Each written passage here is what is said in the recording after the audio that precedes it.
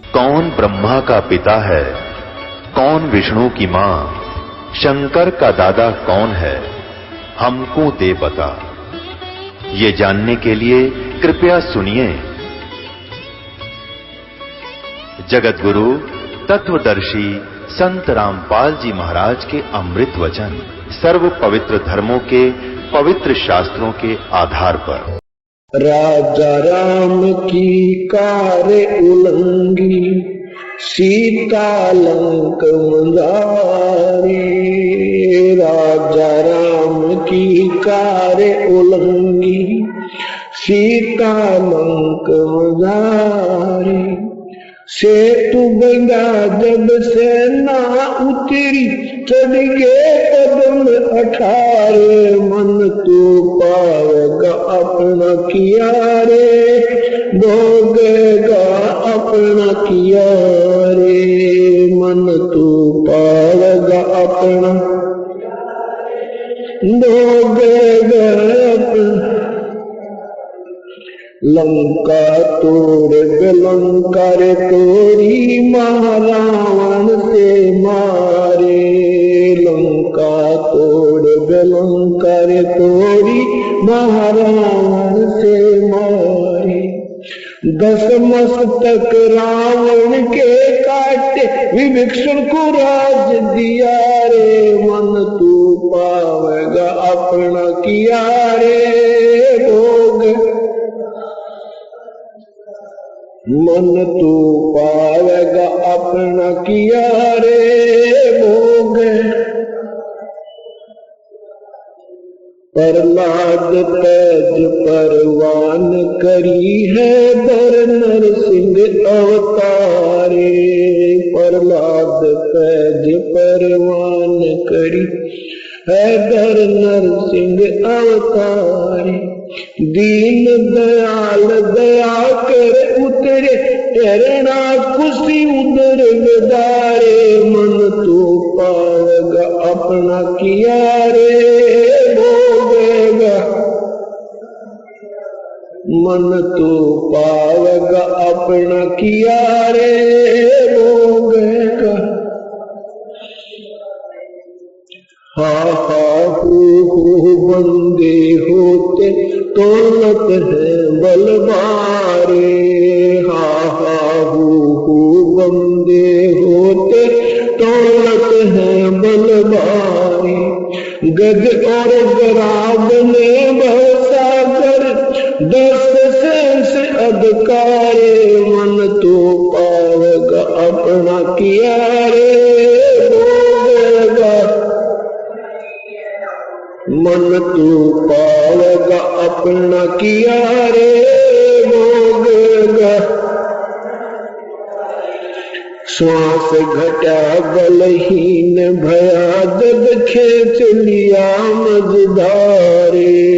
श्वास घटा बलहीन भया, जब खेच लिया मझधारे। अर्ध नाम रसना से तेरा, सुमरत है रंकारे। मन तू पावेगा अपना किया रे, भोग। मन तू पावेगा अपना किया रे, भोगेगा। नारद मुनि कर काली योगी, जिन मन गर्भ किया रे। नारद मुनि कर काली रे योगी, जिन मन गर्भ किया रे। पल में पूत बहतर जाए, रोवत कैसे उपाड़े। मन तू पावेगा, भोगेगा अपना किया रे। मन तू पावेगा अपना किया रे।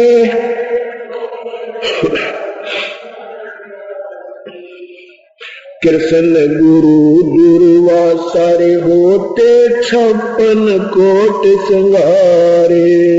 कृष्ण गुरु दुर्वासा होते 56 कोटि संगारे। अम्बरीश के चले अपूठे दुर्वासा से हारे मन तू पावेगा अपना किया रे गएगा अपना किया रे मन तू पावेगा अपना किया रे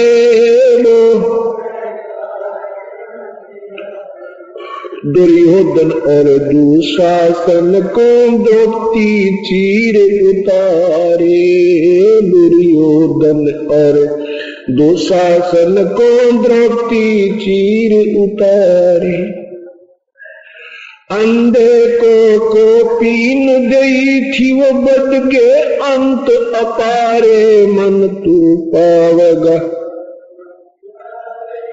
भोगेगा अपना किया रे मन तू पावेगा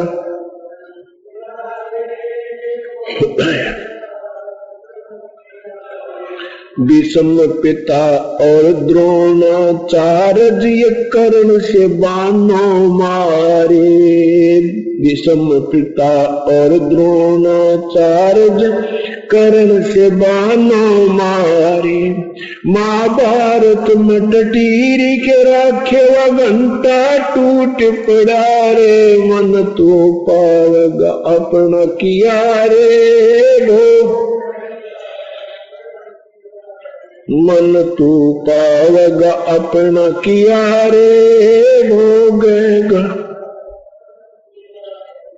33 कोट यज्ञ में आए वशेष 88 सारे 33 कोट यज्ञ में आए शेष 88 सारे 12 कोट वेद के वक्तवा सुपच का शंख गुजारे मन तू पावेगा अपना किया रे भोगेगा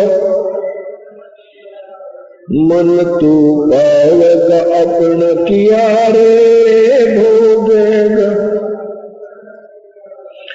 33 कोट यज्ञ में आए वो शेष 88 सारे 33 कोट यज्ञ में आए शेष 88 सारे 12 कोट वेद के वक्ता सुपच का शंख बजारे मन तू पावेगा अपना किया रे भोगेगा मन तू पावेगा अपना किया रे भोगेगा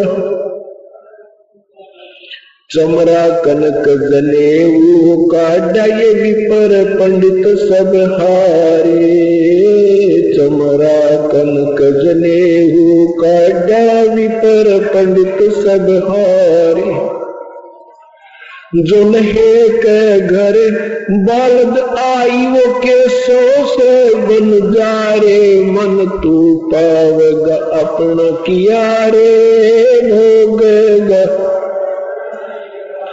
मन तू पावेगा अपना किया रे भोगेगा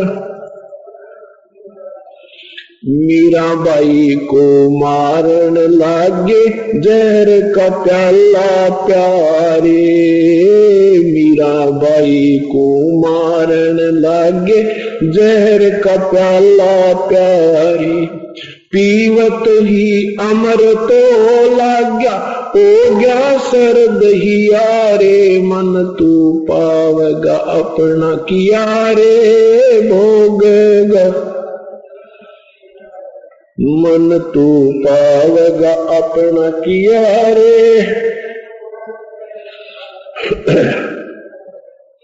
कंस के सिचानोर खपावन वो जीतन माल अखाड़े कंस के सिचानोर खपावन जीतन माल अखाड़े दास गरीब करे को सरवर ऐसे शीश हमारे मन तू पावेगा अपना किया रे भोग मन तू पावेगा अपना किया रे भोगेगा अपना किया रे सत साई परमपिता परमात्मा की प्यारी आत्मा आदरणीय गरीबदास साहब परमेश्वर के साक्षात दर्शन के उपरांत उन्हीं की कृपा से उन्हीं की रजा से अपनी अमृतवाणी में नाना प्रकार से व्याख्याएं की है प्रभु के पाने की, कैसे शुभ कर्म हमारे होने चाहिए और कौन से अशुभ कर्मों को हमने त्यागना चाहिए जिससे हमारा भक्ति मार्ग प्रशस्त होवे और हम सफल हो सके। क्या बताते हैं कि मन चिन्हो अदर अधारे मन तू पावेगा अपना किया रे, भाई भोगेगा अपना किया रे। चिन्हो अधर अधारे, चिन्हो माने जानो, अधर अधारे यानी सबसे सुप्रीम सबसे ऊपर की सतह पर जो परमात्मा रहते हैं, पूर्ण ब्रह्म सुप्रीम जो परमात्मा है, सबसे सर्वशक्तिमान प्रभु है, उनको जानो। और यहां जितने भी साधनाएं तुम करते हो उनका भी पुण्य मिलता है, उनका भी लाभ मिलता है। जैसे भगवान ब्रह्मा, भगवान विष्णु, भगवान शिव, भगवान पर ब्रह्म आदि की जो पूजाएं करते हो इससे भी लाभ मिलता है, लेकिन पूर्ण लाभ नहीं प्राप्त होता। अब कोई भी साधना चाहे कोई भी हम क्रिया करें उसके कुछ नियम होते हैं, वो नियमों के अंतर्गत रह करके हमने उस कार्य को सफल करना होता है। यदि हम नियम तोड़ देते हैं और प्रयत्न ज्यादा करते हैं, परिश्रम भी ज्यादा करते हैं, वो व्यर्थ होता है। जैसे एक खेल का मैदान है और खेल के मैदान में उसके नियम होते हैं, उस खेल के मैदान की एक बाउंड्री होती है, एक चारों तरफ से उसकी सीमा होती है।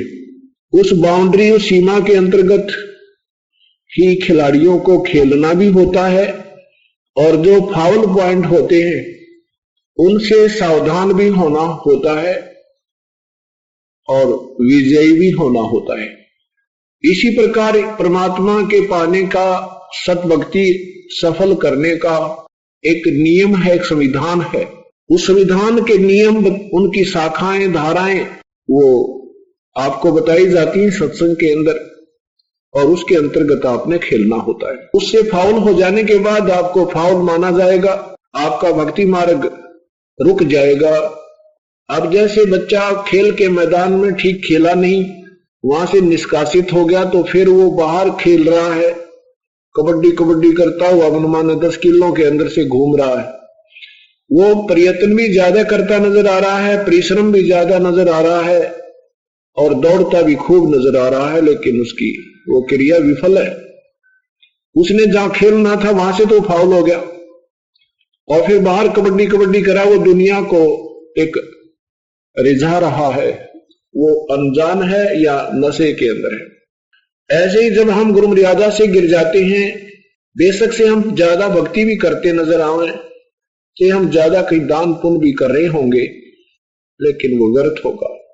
गुरु बिन माला फेरते, गुरु बिन देते दाने, गुरु बिन दोनों निष्फल हैं, चाहे पूछो वेद पुराण।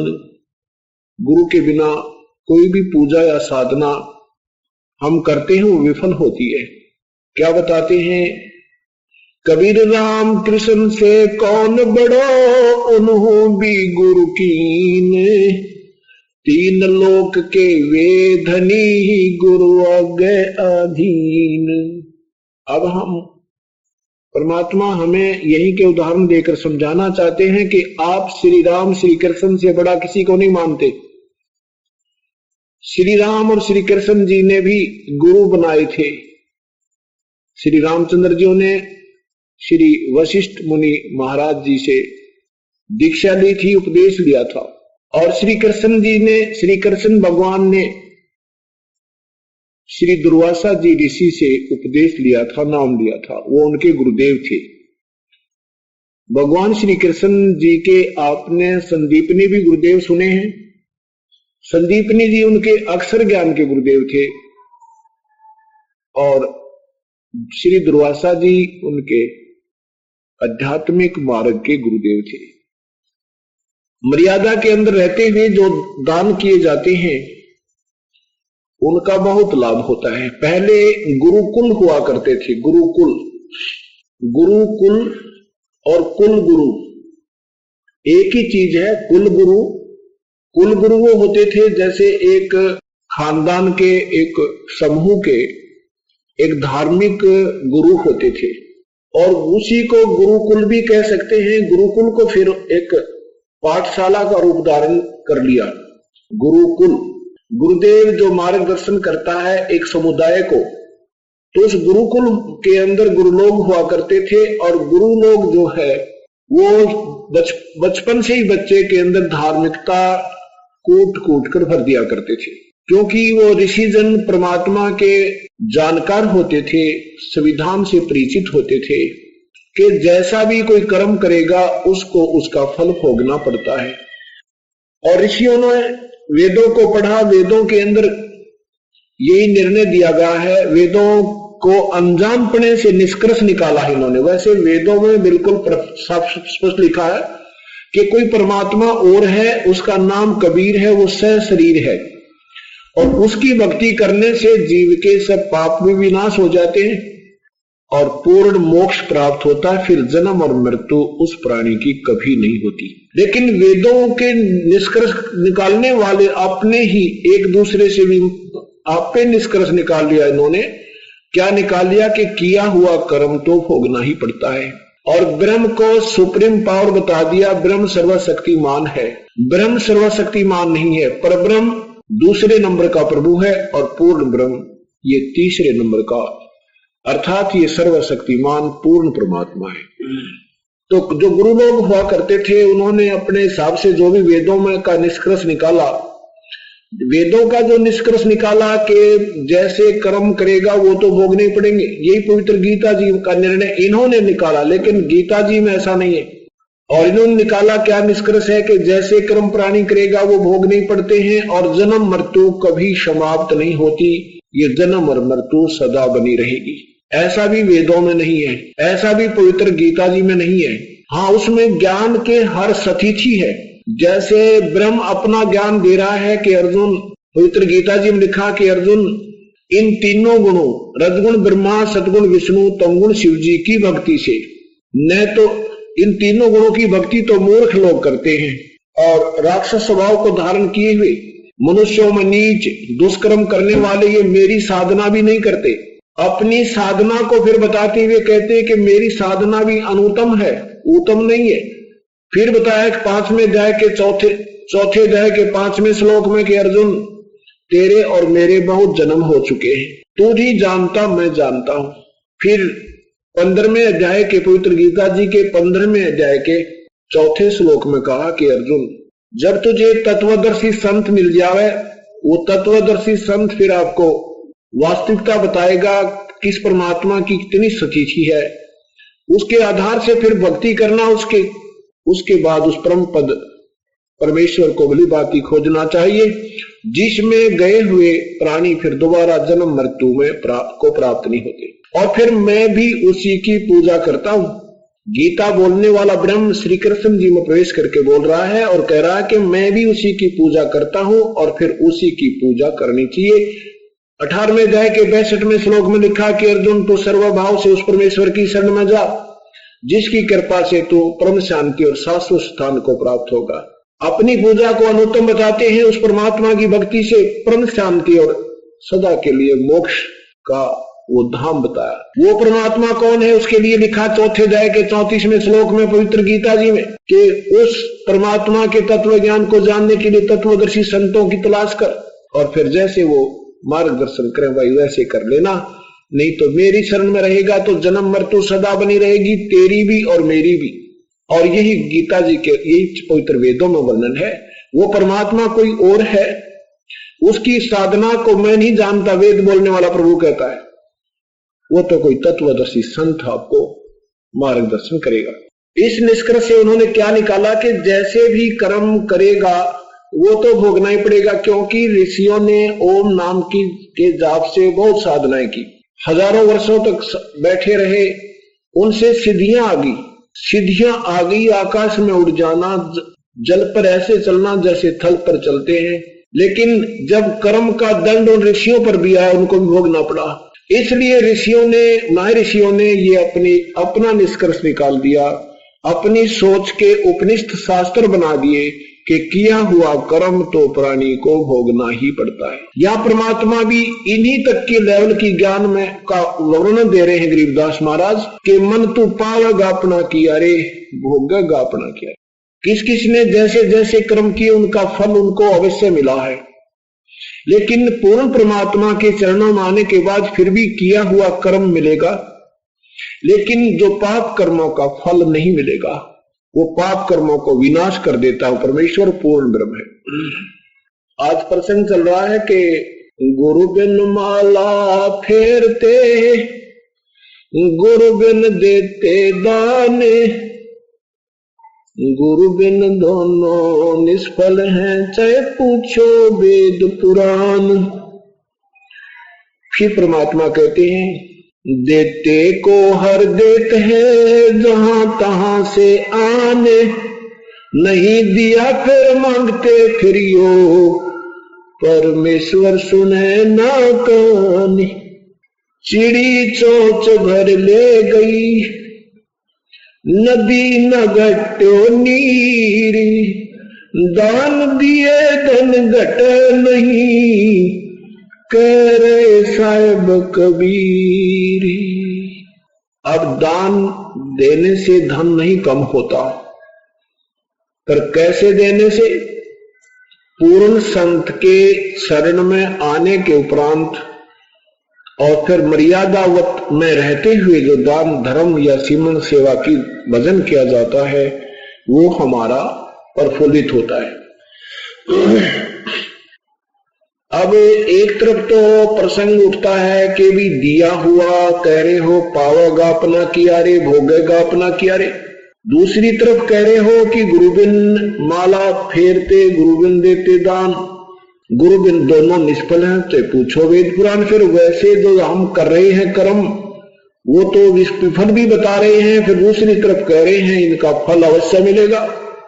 ये दोगली बात कैसे हो सकती है? हाँ, इसी का नाम सत्संग होता है, तत्व ज्ञान होता है, जो निर्णायक ज्ञान हमें प्राप्त हो। आपने देखे होंगे कई कुत्ते जो हैं वो कारों में चलते हैं, मनुष्य उसका ड्राइवर होता है, कुत्ता पिछली सीट पर बैठा होता है, और उस कुत्ते का अलग से एक कमरा होता है, उसमें कूलर लगा होता है, पंखा लगा होता है, और साथ में खाने पीने की व्यवस्था मेरे ख्याल आम व्यक्ति को, आम मनुष्य को उपलब्ध नहीं होती जो कि उस कुत्ते को उपलब्ध है। और बढ़िया कमरे के अंदर व्यवस्था है, और मेडिकल फर्स्ट एड भी, मेडिकल फैसिलिटीज भी मेरे ख्याल में आम प्राणी को नहीं उपलब्ध जो उस कुत्ते को होती है। ऐसा क्यों है? यही बात, यही ज्ञान सत्संग में क्लियर किया जाता है, स्पष्ट किया जाता है कि जैसा भी कर्म आप करते हो सबका फल मिलता है। जैसे आप उठे, 2 रोटी डाल दी कुत्ते को, आप उठे चिड़िया को ऊपर, पक्षियों को दाने डाल दिए, कहीं आपने पानी डाल दिया, कहीं गए जहां रास्ते में कोई भिखारी दिखा उसको 10 रुपए दे दिए, गंगा में जाकर भंडारे कर दिए, या कहीं भंडारा चल रहा है उसका 20-30 रुपए, 50 रुपए, 1000 रुपए दे दिए, इनका फल तो मिलेगा, पर जो जैसे मिलना चाहिए था वैसे नहीं मिलेगा।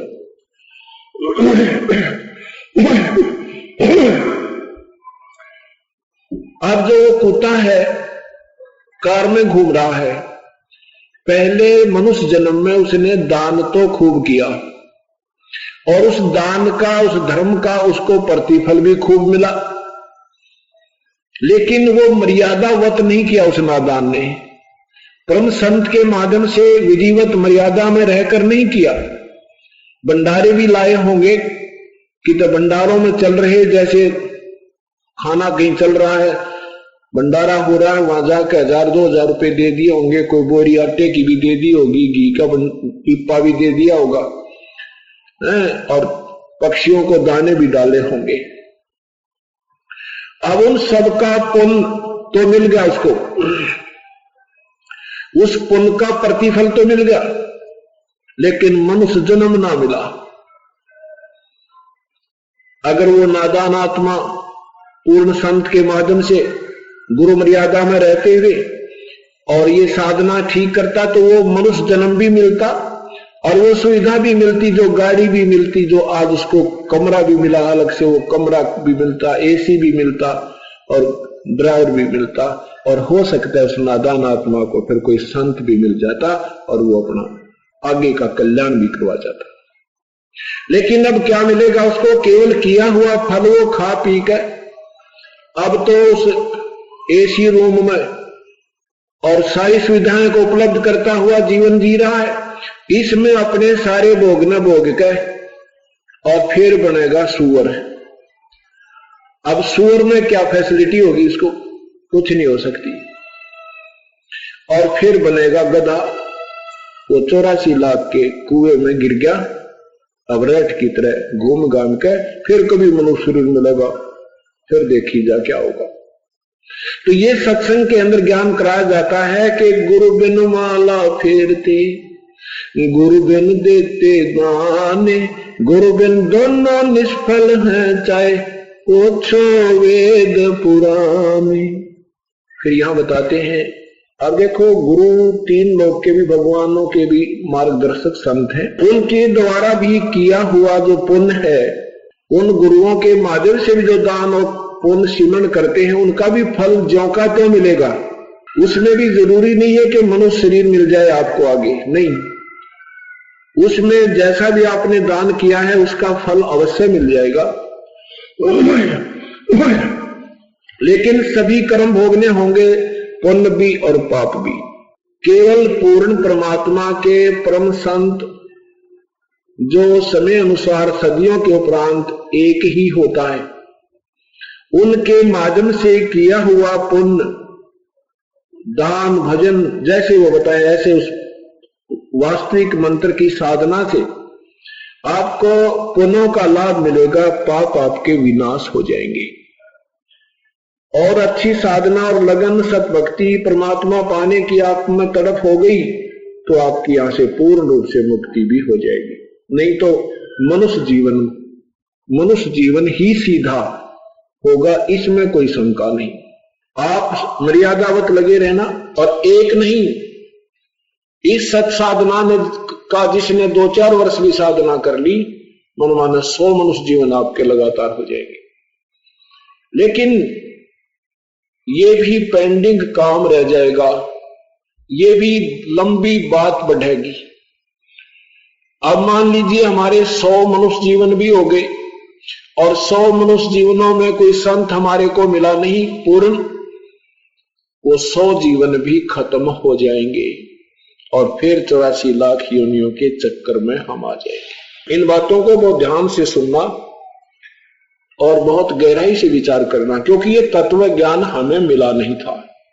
अभी तक हमने लोकवेद सुना था अपन को। लोकवेद होता सुना सुना है ज्ञान, जैसे ब्रह्मा विष्णु महेश को अजरो अमर अविनाशी, कोई माता पिता नहीं, ये सर्वेश्वर महेश्वर।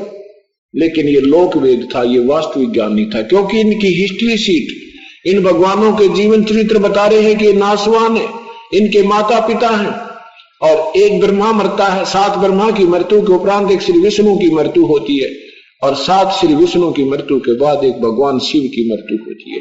ये नासवान है। परमात्मा कहते हैं एती बुलंद उम्र मरेगा अंतरे, क्योंकि वो सतगुरु में लगे न कान न बैठे संतरे। क्या बताया है कि अभी तक हमने लोकवेद सुना था, लोकवेद। अब क्या है, जैसे जितने भी आज भक्त आत्मा कोई अच्छा उच्च अधिकारी बने हुए हैं, कोई मंत्री बना है, कोई मुख्यमंत्री बना है, कोई प्रधानमंत्री बना है, कोई राष्ट्रपति बना है, ये पिछले जन्म की मलाई खा रहे हैं।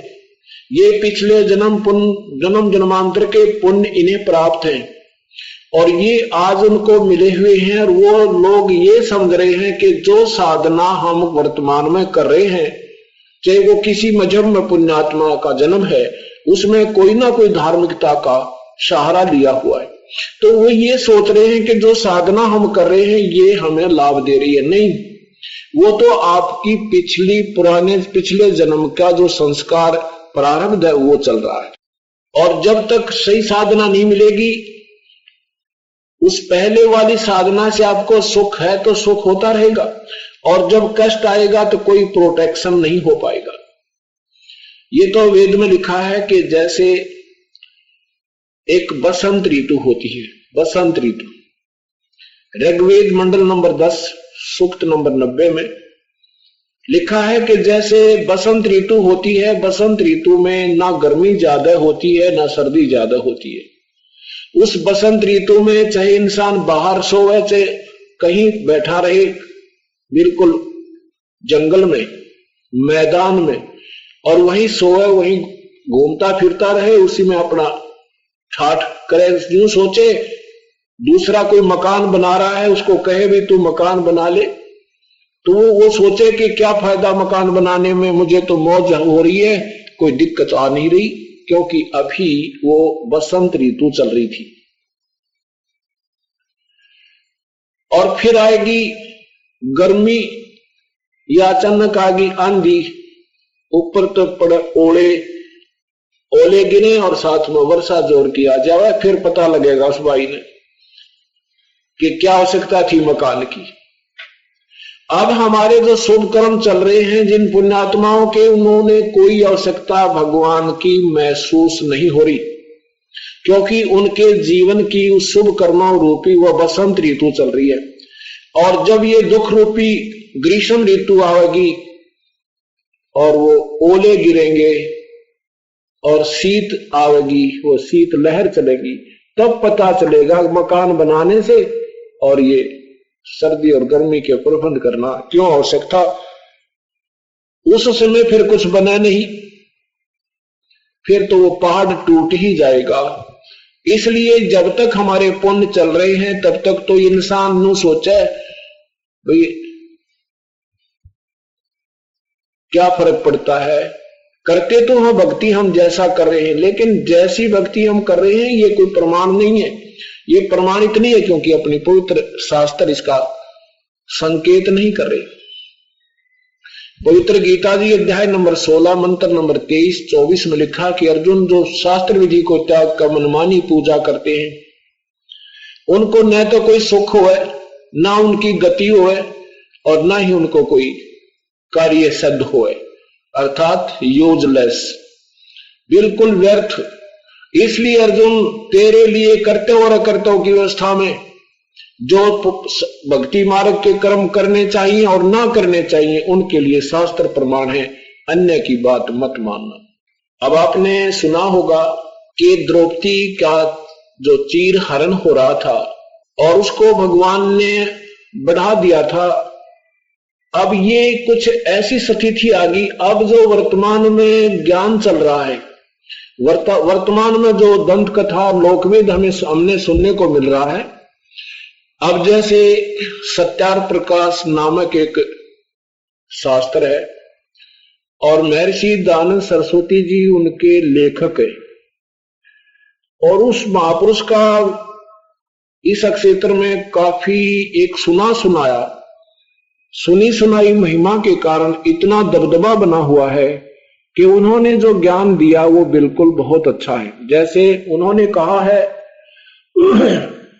कि परमात्मा चीर नहीं बढ़ा सकता, ये सब झूठ है। परमात्मा नरसिंह जी की हुंडी नहीं झाल सकता, परमात्मा नरसिंह जी का भात नहीं भरा परमात्मा ने, ये सब बकवाद हैं। ऐसे जो कहते हैं वो ढोंगी हैं, वो पाखंडी हैं। और अब हम कहते हैं कि यहाँ कैंसर तक के रोग ठीक हो जाते हैं, अब यहाँ कहते हैं कि 20-20 साल का दमा ठीक हो जाता है। यहाँ हम कहते हैं हमारे भक्तजन के परमात्मा की रजा से, कबीर परमेश्वर की कृपा से हाथ स्पर्श करते ही आंखें भी ठीक हो जाती हैं, दमे के रोग भी ठीक हो जाते हैं, कृपा परमेश्वर की है। लेकिन उस व्यर्थ शास्त्र के पढ़ने से, और वो काफी सदियों से चल रहा, 100-150 वर्ष से उस ऐसे ज्ञान को सुन कर पक गए कान, और दूसरी जो हम साधना करते थे उनसे कोई लाभ नहीं हो रहा था। इसलिए वो ज्ञान हमें काफी अच्छा लगने लगा था कि सचमुच ऐसा कुछ भगवान नहीं कर सकता, ना कर पा रहा है, और नहीं हमारे कोई विशेष ऐसी कृपा परमेश्वर की हो पा रही थी। तो हमने वो ज्ञान अच्छा लगने लगा कि बिल्कुल सही है, ऐसा ही है, भगवान कुछ नहीं कर सकता। फिर तो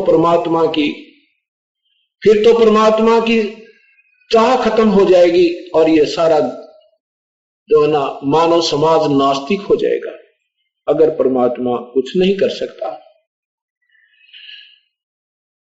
सतगुरु जो चाहे सो कर ही, 14 कोट दूत जम डर ही, ऊत भूत जम त्रास निवारे, और चित्रगुप्त के कागज पढ़े। अब जैसे द्रौपदी जी का चीर क्यों बढ़ा और अन्य बहन बेटियों की ना जाने कितना के समाचार पत्रों में हम सुनते हैं, उनकी मदद परमात्मा नहीं करता, द्रौपदी की क्यों की? यही बात है भक्त और अभक्त में, यही अंतर है भक्त और अभक्त में, यही अंतर है पूर्ण परमात्मा यानी भक्ति के मार्ग की, संत और असंत की। एक समय की बात है, जैसा कि आपको भी बताया था कि पहले गुरु मर्यादा भक्ति मार्ग से ही प्रारंभ होती थी और सभी पुण्य आत्माओं के बचपन से ही जब बच्चा बोलने लग जाता था उनको परमात्मा का ही मार्ग प्रशस्त किया जाता था। पहले शिक्षा रोजी रोटी के लिए नहीं थी, केवल परमात्मा का मार्ग, परमात्मा के शास्त्रों को अध्ययन स्वाध्याय करने के लिए बच्चों को शिक्षा दी जाती थी। द्रौपदी राजा द्रौपद की पुत्री थी और बचपन से ही गुरु बना लिए जाते थे। गुरुदेव शिक्षा दिया करते थे, बेटी बच्चों को, अपनों को, अपने शिष्यों को, शिष्याओं को, और धार्मिकता बच्चों में कूट कूट कर भर दी जाती थी। एक समय द्रौपदी जब तक कंवारी थी, शादी नहीं हुई थी, अपने पिता के घर पे रहती थी। राजा द्रौपद ने गंगा के किनारे पर एक बहुत बड़ा घाट बना रखा था, जनाना घाट, जहां पर ये द्रौपदी प्रतिदिन स्नान करने के लिए हजारों सहेलियों के साथ जाया करती थी। अब परमात्मा कहते हैं 100 सल छिद्र मैं करूं अपने जन के काज, अरना कुश जो मार हो नरसिंह धर लो साजे। द्रौपदी कौन थी? ये शेरा वाली थी, आधी माया का अवतार थी। ये द्रौपदी क्यों बनी थी? ज्योति निरंजन काल ने शेरा वाली को, दुर्गा को श्राप दिया था कि द्वापर युग में तू द्रौपदी होगी, तेरे 5 पति होंगे। और फिर मोटे दृष्टिकोण से हम देखेंगे कि परमात्मा कबीर परमेश्वर ही की सब आत्माएं हैं, चाहे वो दुर्गा है, चाहे ब्रह्मा विष्णु महेश है, और चाहे हम आम जीव हैं। हम उस एक पिता की संतान हैं। उस परमात्मा के लिए चिंता का विषय होता है हमारे बचाव करने का। उसको मालूम होता है कि इसको कब आकर के क्या कष्ट होना है। जब तक हम पूर्ण परमात्मा से के संपर्क में नहीं आते तो किया हुआ ही कर्म हमें मालिक कबीर परमात्मा ही हम सबको देता है, और जब उसकी शरण में आ जाते हैं तो पाप का कर्म नहीं मिलेगा, पुण्य ही आपको प्राप्त होगा। ये याद रखना, ये नोट कर लेना इन बातों को। अब परमेश्वर ने देखा, क्योंकि जब प्रभु आते हैं उस समय लोग नहीं मानते उनको। सतयुग त्रेता द्वापर में परमात्मा के बहुत कम ही अनुयायी बने थे। कलयुग में एक बैन उठा रखा है कि ज्यादा से ज्यादा जितने भी एक बार शरण में विधिवत आ गए वो सारे पार होंगे। तो ये द्वापर की बात है। पूर्ण परमात्मा, पूर्ण ब्रह्म एक अंधे साधु का रूप बना के, और उस जनाना घाट के डाउन स्ट्रीम में जिधर पानी बहकर जा रहा था, उस जनाना घाट से ज्यादा 2 फरलांग की दूरी पे, और स्नान करने वक्त से मुंह अंधेरे चला गया। सूर्य उदय होने से 2 घंटे पूर्व स्नान के लिए वहां उसमें दरिया में प्रवेश कर गए। केवल तन पर एक लंगोट था, बाकी कपड़ा बाहर पटड़ी पर नहीं था। द्रौपदी प्रतिदिन की तरह स्नान करने के लिए सुबह सुबह वहां पहुंची, हजारों सहेलियों के साथ, सैकड़ों सहेलियों के साथ। द्रौपदी ने देखा कि एक साधु स्नान कर रहा है और जो पुण्य आत्मा होती है, साधु को देखकर एकदम अट्रैक्शन होता है, खिंचाव बनता है। परमेश्वर कहते हैं कबीर साहब, साधु दर्शन राम का मुख पे बसे सुहागे, दर्श उन्हीं को ओत है जिनके पूर्ण भागे। कबीरा दर्शन संत के परमेश्वर आव यादे, लेखे में वो ये समय भाई बाकी का समय बाद। के साधु दर्शन राम का मुख पर बसे सुहाग, दर्श उन्हीं को होत हैं जिनके पूर्ण भाग। अब सत्संग में आते हो, यहां पर केवल परमात्मा की चर्चा होती है और कोई स्थान आपको पृथ्वी पर नहीं मिलेगा जो परमात्मा की बिल्कुल कोरी चर्चा हो। चाहे कितना जाकर बैठती है, एक बार राम राम करे कहना बिरा के गोपोड़ पेल लेंगे बैठ के। और यहां आगे ए भगवान आपस में बहन भाई, भाई भाई, बहन बहन चर्चा करते हैं तो परमेश्वर की।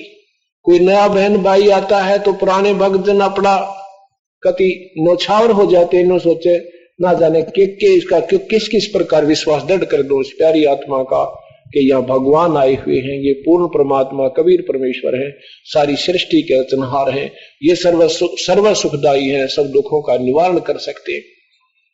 और फिर सत्संग शुरू हो जाता है या फिर भगवान का भंडारा होता है।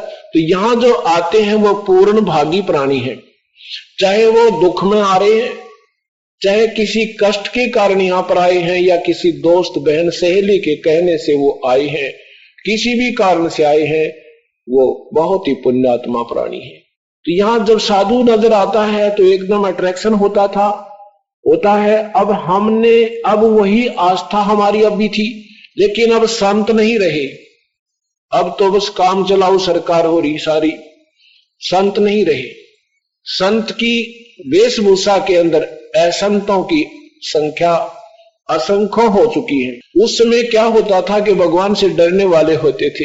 अगर कोई ज्ञान होता तो वो बता देते, नहीं तो कह देते बच्चा मुझे ज्ञान नहीं है, मैं अपना बस मार्गदर्शन कर रहा हूं, मैं अपना काम चला रहा हूं, मेरे पास और ज्ञान नहीं है। और अब किसी से बात कर ले ज्ञानी तक कोई कम को नहीं, अपने ज्ञान से ज्यादा किसी का मानता नहीं, चाहे कोई संत है चाहे कोई किसी संत से किसी की पुस्तक उठा के देख ले, लेखन कार्य करने लगता है तो ना जाने क्या लिख देता है और ज्ञान उसमें एक अन्य का कोई ना।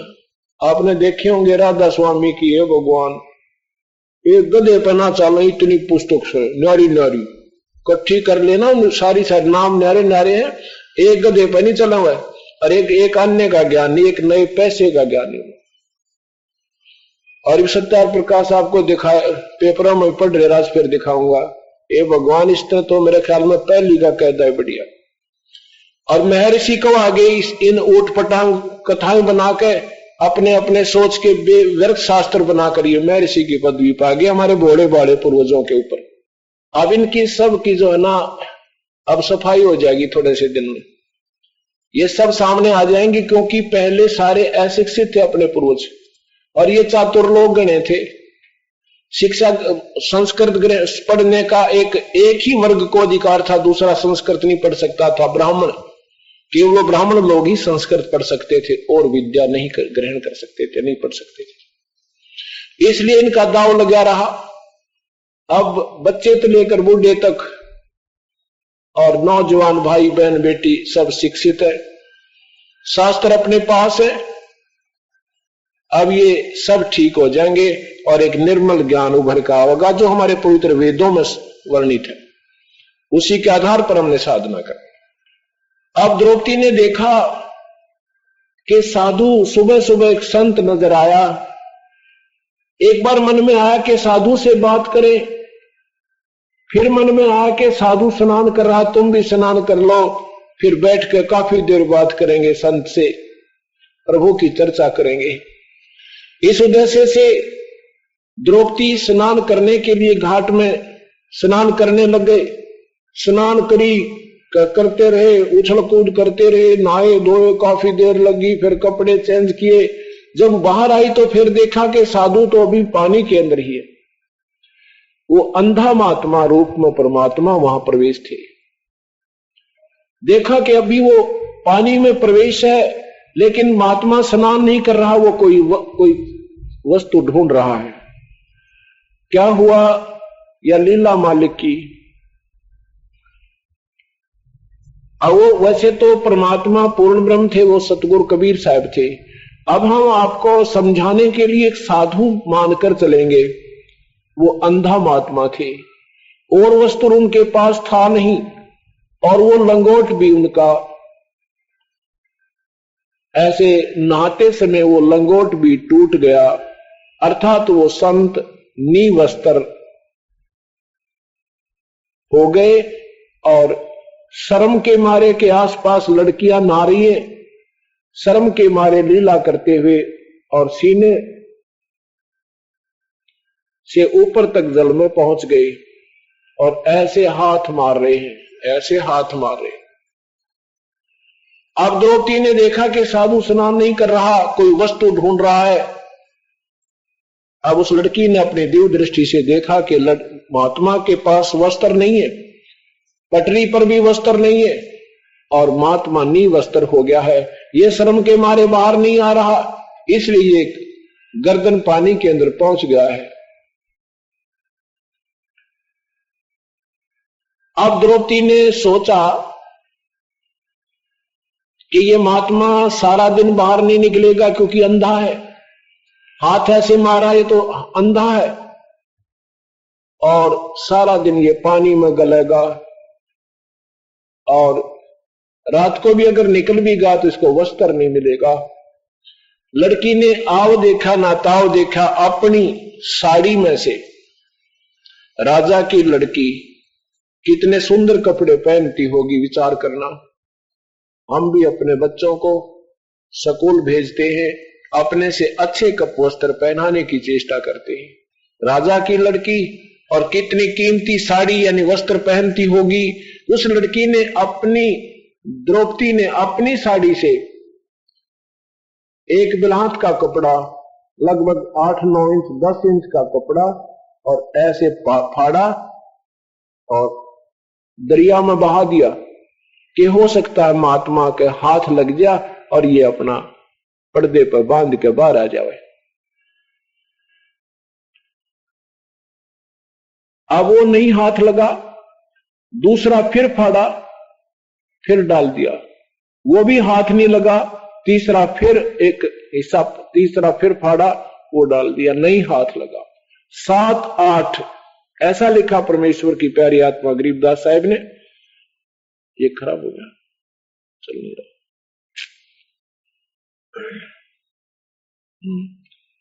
7 ऐसा लिखा कि 7-8 कोपीन बहाई, एक कपड़ा लगाओ, एक बिल्हात यानी 9 इंच, और 2 कितना हो गया, और 4 कितना हो गया, 8 कितना, आधे से ज्यादा साड़ी फाड़ दी उस लड़की ने। किसके लिए? एक गैर व्यक्ति के लिए, एक दूसरे व्यक्ति के लिए।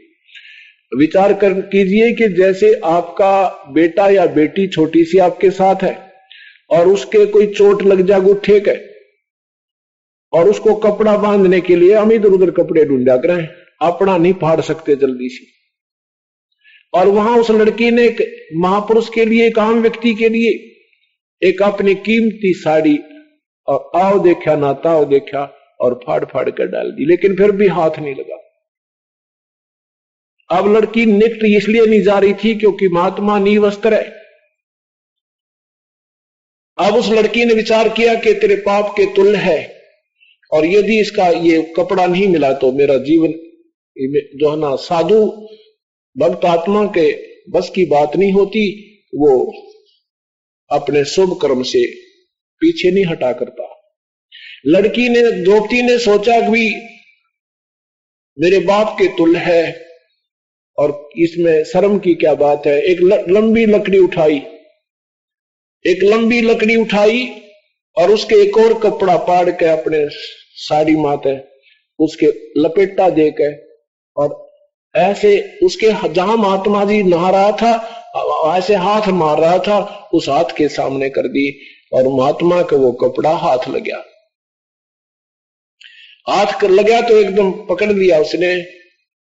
हे भगवान, शुक्र मनाया, बड़ी दया करी परमात्मा आपने। ऐसे लड़की को सुनाकर कह रहा है कि बहुत दया करी मेरे प्रभु, ओहो बड़ा कपड़ा मिला आपने, बहुत दया करी, हे मालिक कहां से भेज दिया। जब फिर उसको देखा, ओहो ये तो किसी बहन बेटी का कपड़ा है, साड़ी है बहुत सुंदर साड़ी, बहुत अच्छी कीमती साड़ी है, बहन ने ताजी फाड़ी है। हे भगवान, आज जिस बेटी ने मेरा पर्दा रखा है, मेरी इज्जत रखी है, भगवान उसकी इज्जत रखे और उसने गणाए दे। कहते साधु बोले सहज सुबह जो चावे सो कर दे। स्वाभाविक आशीर्वाद दिया परमात्मा ने अपनी उस प्यारी आत्मा के लिए, आप लीला कर दी। अब द्रौपदी तो आगी करने, द्रौपदी का याद भी कोई ना कि ये तूने कोई दान किया था।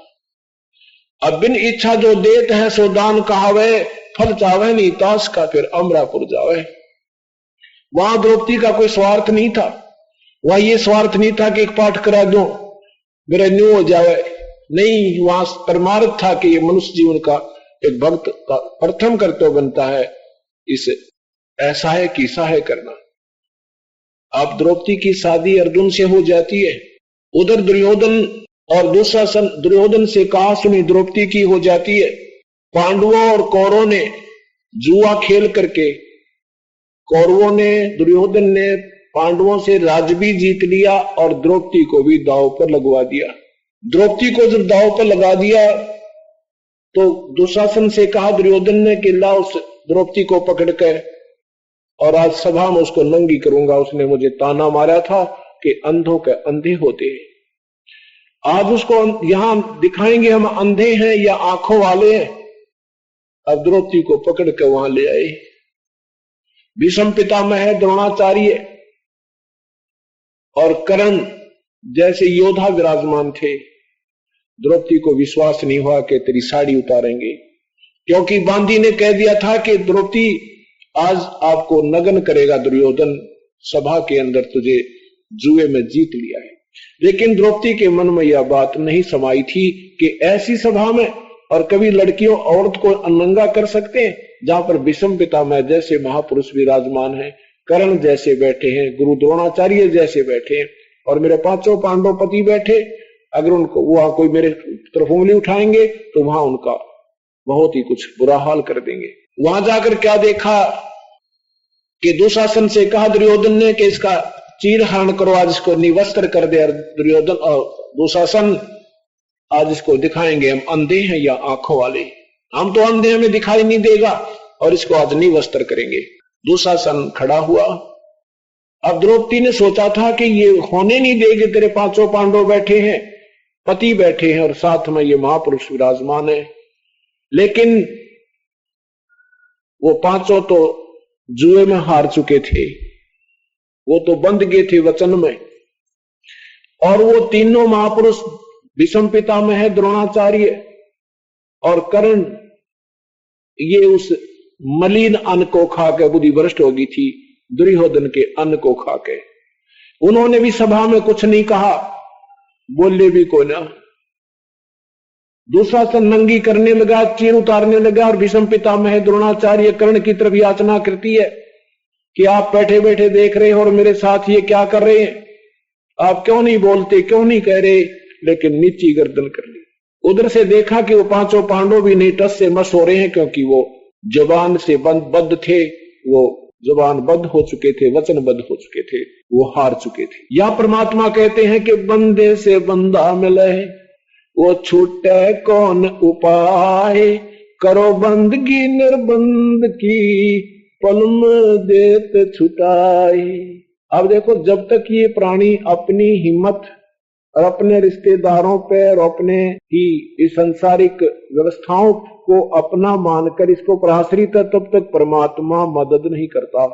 चाहे वो उसी का किया हुआ कर्म भी देना होता है, वो तभी देता है जब उसको विशेष ऐड जब दी जाती है, तो विशेष कसक से और अलग से याचना केवल ईश्वराधीन, ईश्वर आश्रित होकर के करनी पड़ती है। ये भी बहुत लंबी कहानी आपको बताएंगे, सारी धीरे धीरे समझ में आएगी। अब द्रौपदी ने देखा कि यहाँ कोई किसी का नहीं, ना ये पति तेरे हैं, ना ये विषम पितामह जैसे महापुरुष तेरे हैं, केवल एक परमात्मा तेरा है। अब संसारिक जो आश्रय थे उनसे मन हटा के एक परम पिता पर को सच्चे दिल से याद किया, परमात्मा तेरे बिना मेरा कोई नहीं। और वास्तव में है भी ऐसा है, इस जीव का अगर साथी है, सखा है, तो परमात्मा ही है, बाकी नहीं है। बाकी ठीक है, माँ बाप का जैसे संपर्क है, अपने पुत्र पुत्री में बहुत प्यार होता है, लेकिन पिता स्वयं ऐसा है, बच्चे की टांग टूट गई तो टूट गई, बच्चे की मृत्यु होगी तो होगी, पिता रो रहा है, पुत्र मर रहा है, कुछ नहीं कर सकते। जो कर सकता है वो कोई और शक्ति है, उसको हम भूल जाते हैं। और जब हम सबको भूलकर उसको याद करते हैं तो हमारे को विशेष ऐड मिलती है।